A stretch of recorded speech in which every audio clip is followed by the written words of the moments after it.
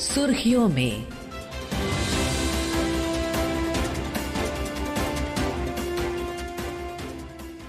ये आकाशवाणी है। प्रस्तुत है कार्यक्रम सुर्खियों में। इसके अंतर्गत सुनिए नवाचार में भारत की क्षमता और विकास पर चर्चा। इसमें भाग ले रहे हैं आर्थिक विश्लेषक दिलीप चिनॉय। कार्यक्रम का संचालन कर रहे हैं मनोज पाठक। नमस्कार। भारत समकाल में नवाचार के क्षेत्र में एक जीवंत और तेज गति से बढ़ता हुआ देश है, जहां नवाचार के लिए अनुकूल परिस्थितियां हैं। गौरतलब है कि भारतवर्ष विश्व का तीसरा सबसे बड़ा स्टार्टअप पारिस्थितिकी तंत्र बन चुका है, जिसमें 1.5 लाख से अधिक मान्यता प्राप्त स्टार्टअप जुड़ चुके हैं। हमारे देश में नवाचार के लिए कैसी परिस्थितियां हैं, वैश्विक स्तर पर नवाचार अपनाने में और दुनिया को दिशा देने में हम कहां ठहरते हैं, इन्हीं सब विषयों पर आज का यह कार्यक्रम केंद्रित रहेगा। और इस पर चर्चा के लिए हमने आमंत्रित किया है आर्थिक मामलों के जाने माने विश्लेषक दिलीप चिनॉय को। दिलीप जी नमस्कार, कार्यक्रम में आपका स्वागत है। नमस्कार मनोज जी, थैंक यू। यहाँ हम ये समझना चाहेंगे कि नवाचार के क्षेत्र में हमारी फिलहाल क्या स्थिति है। प्रधानमंत्री ने जो आज पूरे जो प्रोग्राम का जो उद्घाटन किया था और जो वधवानी फाउंडेशन के साथ जो एक प्रोग्राम हुआ था, उसमें जो प्रधानमंत्री ने खुद ही बताया था कि अगर आप देखें तो पिछले 10 सालों में पूरे जो नवाचार या इनोवेशन के क्षेत्र में जो हमारी प्रगति हुई है, वो अगर कहीं आंकड़े से देखें तो उसमें पहले तो है जो कहते हैं कि R&D एक्सपेंडिचर जो हमारे देश की होती है, तो करीब 2013-14 में ये 60,000 करोड़ था, अभी 1,25,000 करोड़ हो गया है। और उसके द्वारा जो हमारे पेटेंट फाइलिंग्स थे 2014 में ये करीब 40,000 थे और आज बढ़ के ये 80,000 हो गया। और एक जो प्रधानमंत्री ने अपने भाषण में उसको बोला ही था, लेकिन जो हमारे डोमेस्टिक जो पेटेंट फाइलिंग्स है वो हमारे इंटरनेशनल पेटेंट फाइलिंग से बढ़ गया है। तो ये एक बड़ा इनोवेशन के द्वारा एक की इंडिकेटर है। तीसरा अगर आप कहें तो जो हमारे जो स्टार्टअप्स हैं 2016 में 450 स्टार्टअप थे, अभी 1 लाख से अधिक स्टार्टअप हो गए। देखें, और इंडस्ट्री और जो एकेडमिया के जो कोलैबोरेशन है, प्रधानमंत्री ने कई उदाहरण दिए थे। वो जो उन्होंने हाइपरलूप की बात की थी IIT मद्रास में, लेकिन अगर आप देखें तो आप ये उसमें काफी IIT के रिसर्च पार्क्स है मद्रास, दिल्ली, मुंबई में इंडस्ट्री चेयर्स स्पॉन्सर कर रही हैं। Web3 के क्षेत्र में हैकाथॉन्स हो रहे हैं और अलग अलग हैकाथॉन्स हो रहे हैं। तो अगर आप देखें जो सारे जो पेटेंट से लेकर के R&D एक्सपेंडिचर से लेके जो इंडस्ट्री एकेडमिक कोलैबोरेशन हो रहा है, तो सब में एक बहुत बढ़ोतरी हुए पिछले 8 से 10 साल में, और आगे जाकर के भी एक तरीके से काफी बढ़ने की उम्मीद है। और प्रधानमंत्री ने खुद NEP की बात की थी, यूनिवर्सिटीज की बात की थी। तो ये सब देख करके एक बहुत अच्छा एक इनोवेशन इकोसिस्टम बन रहा है। लेकिन जैसे प्रधानमंत्री ने कहा था और हमने देखा कि अभी इसको और बढ़ाने की बहुत आवश्यकता है। और हमारी जो रैंकिंग्स है उसको भी आगे ले जाना चाहिए। श्रोताओं, बड़ा ही महत्वपूर्ण सम्मेलन आज देश की राजधानी दिल्ली में भारत मंडपम में शुरू हुआ। यह सम्मेलन युग्म सम्मेलन इसका नाम दिया गया है, जिसका तात्पर्य है संगम। संगम किसका? शिक्षा का, नवाचार का, उद्योग का, तकनीक का और हर क्षेत्र के आपसी संगम से भारत को श्रेष्ठ राष्ट्र में परिवर्तित करने का, विकसित भारत के रूप में भारत को बदलने का। इस सम्मेलन के उद्घाटन अवसर पर प्रधानमंत्री नरेंद्र मोदी ने कहा कि 21वीं सदी की आवश्यकताओं को पूरा करने के लिए सरकार देश की शिक्षा व्यवस्था को आधुनिक बना रही है और केंद्र सरकार देश के हर विद्यार्थी के लिए विश्व स्तरीय ज्ञान सुगम बना रही है। प्रधानमंत्री ने भारत मंडपम में सम्मेलन को संबोधित करते हुए कहा कि शिक्षा समुदाय, उद्योग और नवोन्मेषक समुदाय के नेताओं के पहला रणनीतिक सम्मेलन युग्म भारत के लिए बड़ा ही महत्वपूर्ण आयाम देने वाला है। ये जरूरी है कि हम अपने युवाओं के भविष्य के लिए और उनको भारत के उज्जवल भविष्य के लिए तैयार करें। इसमें बड़ी भूमिका देश के एजुकेशन सिस्टम की भी होती है। देश में नई नेशनल एजुकेशन पॉलिसी लाई गई है इसे शिक्षा के ग्लोबल स्टैंडर्ड्स को ध्यान में रखकर तैयार किया गया है। दिलीप जी, प्रधानमंत्री ने भारत को शिक्षा के क्षेत्र में महत्वपूर्ण स्थान दिलाने की पहल की जानकारी दी। उन्होंने कहा कि भारत वैश्विक सूची में काफी ऊपर धीरे धीरे तेज गति से आ रहा है। उन्होंने भारत के विश्वविद्यालय परिसरों का भी जिक्र किया, जिसका आपने भी जिक्र किया था। हम समझना चाहेंगे कि हमारे शिक्षा संस्थान किस रूप में वैश्विक स्तर पर आगे उभर रहे हैं। ग्लोबल रैंकिंग में जो इंडियन यूनिवर्सिटीज आए हैं, तो टॉप 200 यूनिवर्सिटीज में अभी काफी इंडियन यूनिवर्सिटीज आए थे, और ये टॉप 2000 इंस्टीट्यूशंस देखे तो जैसे प्रधानमंत्री ने कहा था 90 से ऊपर ये इस लिस्ट में आ गए हैं जी। और ये 2014 में ये 46 थे, तो अभी ये करीब 90 से ऊपर हो गए। और जो वर्ल्ड के जो सबसे ज्यादा टॉप 500 प्रीमियर इंस्टीट्यूशंस में है, उसमें भी काफी नंबर इंक्रीज हुआ है। और भारत के जो एजुकेशन इंस्टीट्यूशंस थे, अभी जैसे आप देखें तो IITs है, वो विश्व भर में भी कैंपस खोल रहे हैं और अलग अलग जो रिसर्च इनोवेशंस कर रहे हैं। हाल ही की अगर आप देखें तो IIT मद्रास का जो इंडस्ट्री इंस्टीट्यूट, उनका जो सेंटर है, रिसर्च पार्क है, जी जी। उन्होंने कहा था कि वो अगले कुछ सालों में हर दिन उनके जो सिस्टम से निकलते आ रहे जो नए नए कंपनीज है, इनोवेशन जो कर रहे हैं, हर दिन एक IPO निकालेंगे। तो ये एक बहुत ही अलग सा एक तरीके से एस्पिरेशन है।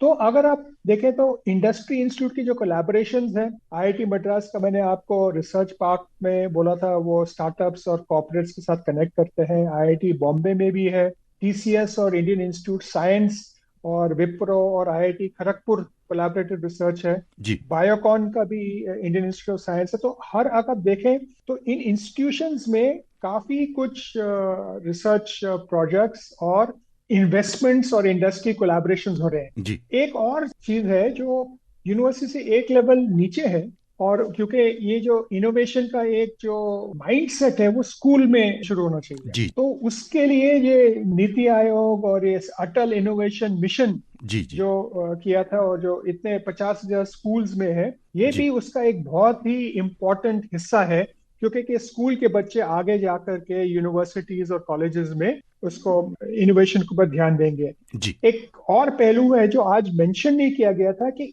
और बहुत सारे यूनिवर्सिटीज और कॉलेजेस में इंक्यूबेटर्स सेटअप किए गए हैं, जिसमें आप स्टार्टअप्स को इंक्यूबेट करते हैं और इनोवेशन को एक तरीके से बढ़ोतरी देते हैं जी। दिलीप जी, यहाँ पर हम ये समझना चाहेंगे, प्रधानमंत्री ने आर्टिफिशियल इंटेलिजेंस पर काफी जोर दिया है और उन्होंने कहा कि सरकार मेक AI इन इंडिया के दृष्टिकोण पर कार्य कर रही है। पहले हम प्रधानमंत्री के वक्तव्य को सुनते हैं, फिर उसके बाद चर्चा को आगे बढ़ाएंगे।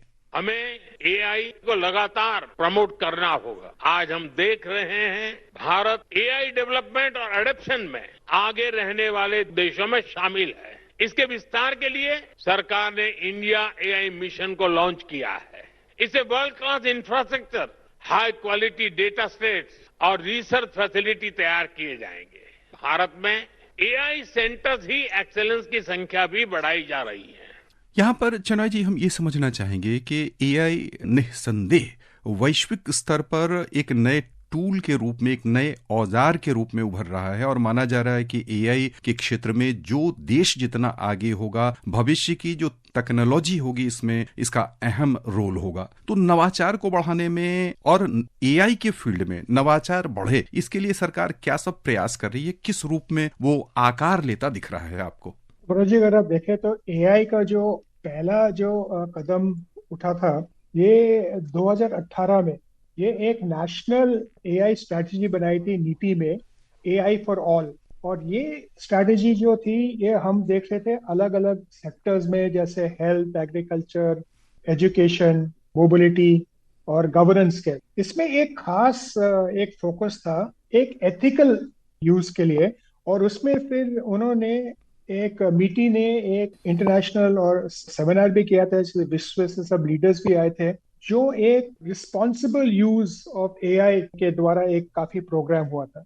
दूसरा, अगर आप देखें तो इंडिया AI पोर्टल है, ये मीटी, NASSCOM और नेशनल ई गवर्नेंस के ग्रुप से किया गया एक वन स्टॉप पोर्टल है, AI रिसोर्सेज के लिए, रिसर्च के लिए, पॉलिसी अपडेट्स के लिए और AI के यूज केसेस के लिए। और हाल ही में जो national programme on artificial intelligence जो क्रिएट किया गया था मीटी द्वारा, जी जी। जो पूरा इंफ्रास्ट्रक्चर पे एक फोकस कर रहा था, compute infrastructure, centres of excellence, artificial intelligence hubs, और एक जो वर्किंग जो हमारी जो नेशनल डेटा सेट्स और प्लेटफॉर्म्स रिसर्च के लिए। चौथा जो था बेंगलोर, भुवनेश्वर, मोहाली और नोएडा में ये सेंटर्स ऑफ एक्सीलेंस ये इन AI ये STPI के द्वारा प्रमोट किए गए थे। स्किल डेवलपमेंट और उसके द्वारा और एजुकेशन की फील्ड में ये फ्यूचर स्किल्स प्राइम लॉन्च किया गया था NASSCOM की जो IT सेक्टर स्किल काउंसिल और मीटी के द्वारा। ये digital upskilling through public private partnerships करते हैं। और जो रिस्पॉन्सिबल AI की जो मैं बात कर रहा था, तो मीटी ने एक responsible AI for social empowerment raise ये एक फ्रेमवर्क 2020 में प्रमोट किया था। और अगर आप देखें AI इन गवर्नेंस, तो AI फॉर गव एक और इनिशिएटिव है जो स्मार्ट पुलिसिंग, जुडिशियल जो प्रोसेस इनहांसमेंट के बारे में, और डायरेक्ट बेनिफिट ट्रांसफर्स और फ्रॉड रिडक्शन में, हेल्थ केयर के लिए भी और टैक्स में भी काफी AI यूज कर रहे हैं। तो ये सारे जो इनिशिएटिव्स हैं, ये तो जो गवर्नमेंट के जो इनिशिएटिव्स हैं, एकेडेमिया ने अलग लिए हैं, प्राइवेट सेक्टर ने अलग लिए हैं। यहाँ पर हम समझना चाहेंगे कि हम तीनों को यदि जोड़ दें, प्रधानमंत्री ने भी ट्रिनिटी की बात की है कि तकनीक, शिक्षा, तकनीक, स्वभाव, इन तीनों का संगम हो जाए। उसमें जो निजी क्षेत्र के संस्थान है, जैसे अभी का जो आयोजन हुआ है, वह निजी क्षेत्र के सार्थक सहयोग कह लें, हस्तक्षेप कह लें, या खुलकर आगे आने से हम होता हुआ देख रहे हैं। तो उसमें आने वाले दिनों में निजी क्षेत्र का किस तरह से सहयोग बढ़ता हुआ आपको दिख रहा है? तो मनोज जी, इसमें दो पहलू हैं। एक अगर हम देखें तो डोमेस्टिक IT कंपनीज के द्वारा किए जाएंगे, तो इसमें जो है जैसे TCS, इन्फोसिस, विप्रो, HCL और कई और कंपनीज, लेकिन ये चार जो है लार्ज कंपनीज है। टेक महिंद्रा पांचवी कंपनी है जी। इन सारों ने अपने आप में एक AI इनोवेशन लैब्स खोले हुए हैं। तो ये इनोवेशन लैब्स खोल रहे हैं। दूसरे तरह जो कंपनीज यूज करते हैं, जैसे टाटा, महिंद्रा, रिलायंस वगैरह, जो अगर आप देखें तो ये अपने AI को अपने प्रोडक्ट्स और सर्विस को बेहतर करने के लिए यूज कर रहे हैं। अगर आप ब्लॉकचेन में भी देखें तो AI का यूज होता है जी। और दूसरे पहलू में अगर आप देखें तो जो इंटरनेशनल कंपनीज हैं, जैसे गूगल हुआ, मेट्रो हुआ, माइक्रोसॉफ्ट हुआ, जी जी जी, ये भी, इनके साथ भी कोलैबोरेशन हो रहा है नेशनल लैंग्वेज प्रोसेसिंग पे, डिजिटल पब्लिक गुड्स के ऊपर, स्किलिंग के ऊपर। फिकी ने भी गूगल के साथ एक तरीके से भाषा का या लोकल लैंग्वेज प्रोसेसिंग के ऊपर और AI के ऊपर एक प्रोजेक्ट चल रहा था काफी सालों से। तो ये काफी प्राइवेट सेक्टर, और ये तो मैं लार्ज कंपनीज ले रहा हूँ, लेकिन बहुत सारे छोटे स्टार्टअप्स हैं जो AI प्रोडक्ट्स को डेवलप कर रहे हैं और MSME के लिए प्रोडक्ट्स के लिए डेवलप कर रहे हैं।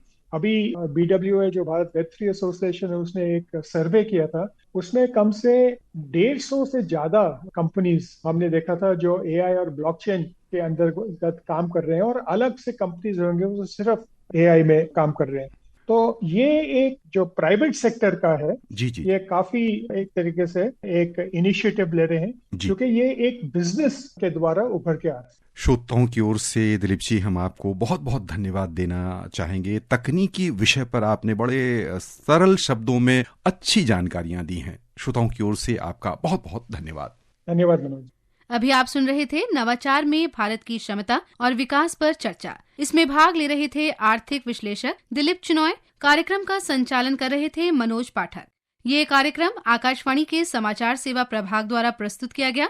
इसे आप हमारे mobile app news on AIR और YouTube channel news on AIR official पर भी सुन सकते हैं। इस कार्यक्रम के संबंध में अपनी प्रतिक्रिया आप हमें ईमेल या व्हाट्सएप के माध्यम से भेज सकते हैं। ईमेल का पता है airnsdtalks@gmail.com और व्हाट्सएप नंबर है 9289094044। सुर्खियों में